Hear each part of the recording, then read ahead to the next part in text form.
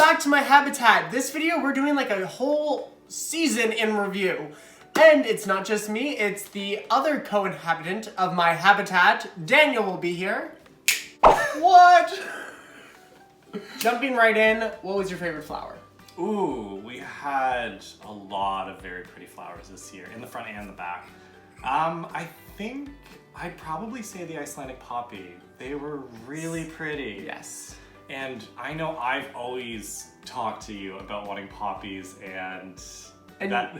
They're honestly, it's such a whimsical looking flower. Yeah, that's a good answer. I like that. How about you? What was your favorite? I know it's gonna be hard.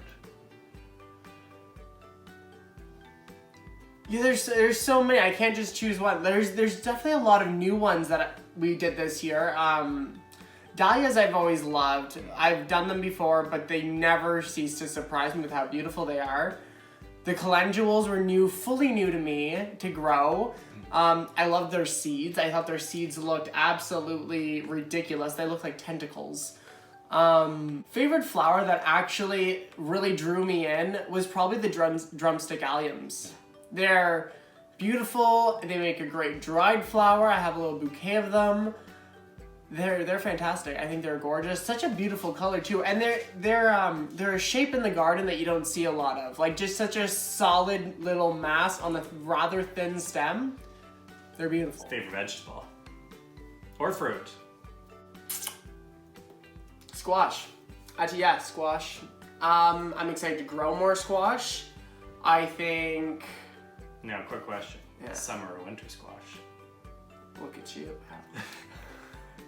I think, well, winter, yeah, winter squash, gourds, any pumpkin. There's something magical about them, and it really brings the year to a close. Squash, I feel. You know what I mean? Like, you're like reaping at the end of the year are all these big, beautiful gourds and squash and very tasty things that give you all those fall feelings. It could just be that we're in fall right now too, but that's what really makes the end of the year and really kind of seals it up and makes me not so sad that the garden's leaving is the fact that we have all these squash. Yeah, so squash. Squash is probably always going to be my answer for that question. You, favorite edible this year? Probably kale, and not because of the kale being gorgeous in itself or very tasty and very flexible, but that bed that we made for the kale. We didn't think anything was going to grow there. Oh my god, there was so much shade there. Last year we grew a few things, but we didn't think it'd be so plentiful. So this year, every time I just looked at that garden box, it was so full, so overgrown in such a nice way that it just made me smile. So it was the colors too. Like the bluish kale compared to the dark green. It was, yeah. And the different textures. We had kind of the dino skin kale. Yeah, the we surprised ourselves. We really did. Yeah. It was beautiful. The kale was a beautiful bed. It was. Very happy with it. Yeah. So yeah, kale would be my answer. Still a beautiful plant. Love kale, but more the box, more the bed. Out of everything we eat in our garden, kale is probably the number one that we use the most often. I mean, we had so much of it, for God's sakes. Like, I think there's a lot of things we want to do different next year. The kale bed's one of them, because we talked about maybe giving it some more space, maybe not as much kale. Whenever we were ripping out plants or cleaning up that bed in the last video, I noticed that there's a lot of little plants that just never grew up, simply because they were shadowed out by all the other ones. 15 plants at least. That's a lot of kale. I mean, I think we could have gotten away with maybe 6 or 7. Yeah. Maybe 6. I think 6 is a good number for kale plants for us. A big one that I want to do differently next year is whenever I have plants that aren't doing anything, I want to rip them out and plant something else. The biggest thing that I can think of is the cabbages. I had cabbages in my smallest bed for most of the season this year. I planted them with the leeks. They got riddled by so many different types of bugs, and they would get clean, and I would make sure they were fine, and then the bugs would all come back to them. And it was like a vicious cycle, but I was like, I'm not giving up on you. You guys are gonna grow and be beautiful. They didn't. I should have ripped them out and planted something that would do better there.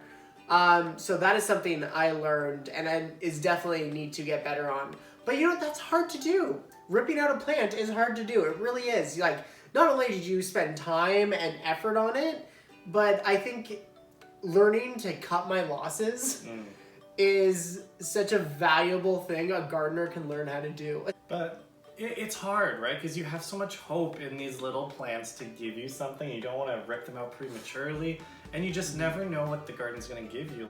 We didn't, like, moving into this garden season, we didn't think we'd have any room for peppers. We thought we'd be filled, we weren't going to grow any, and then we planted everything, and we're like, hey, we still have like a dozen pots that are empty, so we went and bought all these pepper plants early. So I know next year we're going to grow from seed pepper plants, A, to save money, but B, just to get them bigger earlier, get them in the ground earlier. Yeah. And also, you know what? Buying peppers at the store can be expensive. Like, if you're growing one or two, yeah, sure, buy them from the store. That's not too bad. But we bought, you know, I think almost a dozen plants.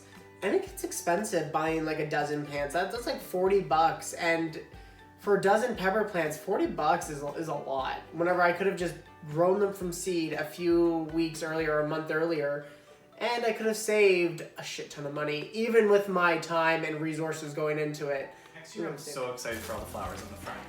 All the perennials that we're gonna add? Perennials, like we just did all the bulbs, which is really exciting, but perennials, we just got a taste of dahlias this year, so I want to throw more dahlias in there. That's what I'm living for right now, is more dahlias. Just give them to me. Actually, a lady on the one of the Facebook groups said, hey, you want to do maybe a little dahlia trade this spring? And I'm just like, I'm your guy. Like, oh yes, all the dahlia trades. I will, yes.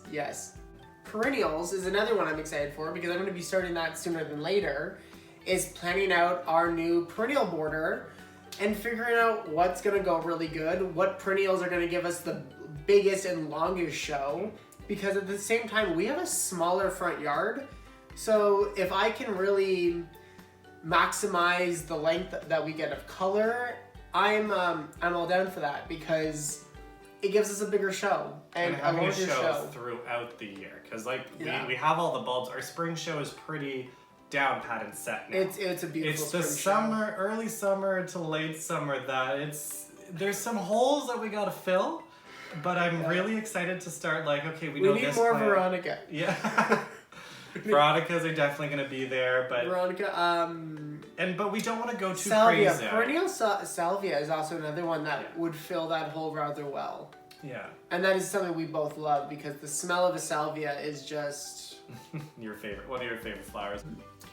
What else? Vegetable garden. What are we doing differently next year, or what are we excited about? I think it's all going to be the deck is really kind of where we're focusing, because the garden itself with the beds, I think we're pretty solid. We might tweak here and there. Yeah, see where we can add more, because I'm sure, like, I'm even excited for, like, even at the corners inside the ground of around the garden boxes, maybe putting a few, like, either little small perennials or little flowering things, just to make it a little more pretty, like even violas. Yeah. Just like some little things around the grassy ground area, the mulched area.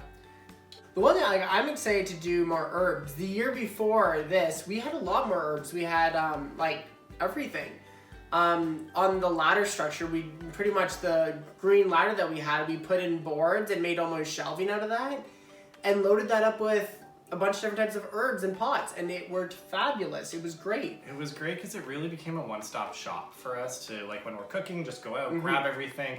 Don't have to bend down to go grab it right out of the dirt where there's a lot of bugs. So easy. It was clean, it was easy. But when we redid our backyard with the garden beds, it kind of became in the way. So we had to not toss it because we repurposed it. Yeah. But we definitely noticed that we missed it. So we'll have to create something. Not sure what it's going to look like or where something it's going to go. Something that doesn't take up as much room, but something that's more vertical and we can grow up, because especially in a small space, that's what I think, if we want more in this garden, we're going to have to start going up. And I'm excited about that. I'm totally good with it, but I'm gonna have to start thinking about structure. Yeah, so look forward to more vertical structures in the future, and we'll see where we go with that. But definitely excited. Fun question. What's your favorite memory from this year? The bulbs. That's an easy one. Yeah, 100%. The bulbs. They symbolize the garden getting started. They're beautiful. They're one of my favorite flowers. Any bulb.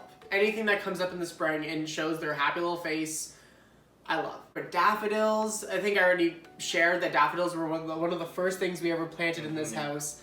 And it's one of those flowers that, even though I don't have a deep personal connection, there's ones that actually really remind me of us. Yeah.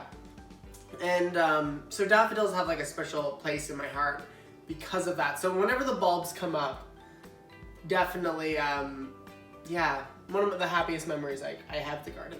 Same question, what about you? What was your favorite memory of this year? Ooh. Probably the kids. Oh. Probably the kids when they came to help Yeah. us collect all of the because we grew a lot I of wasn't carrots. even thinking of that. You're right. Yeah, okay, maybe I'll switch my answer. Yeah, okay, I switched my answer. The kids picking the carrots was absolutely amazing.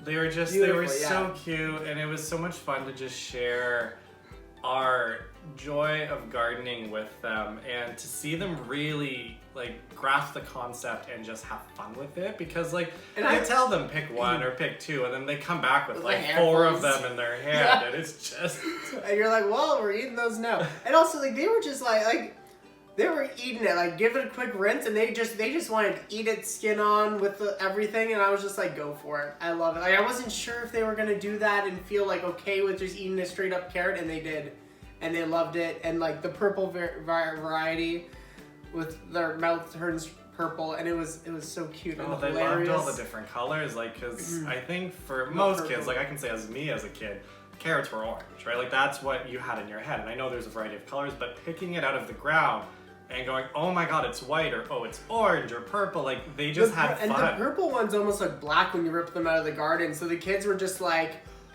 there's a black carrot? What is this? And it was really cute. We have that video, by the way, on our homepage on YouTube. Of I think it's just Paisley picking the carrots, but it's really cute. It's adorable. Thank you for sitting down with us. Till next time, stay gardening. Stay gardening. Stay gardening. Bye.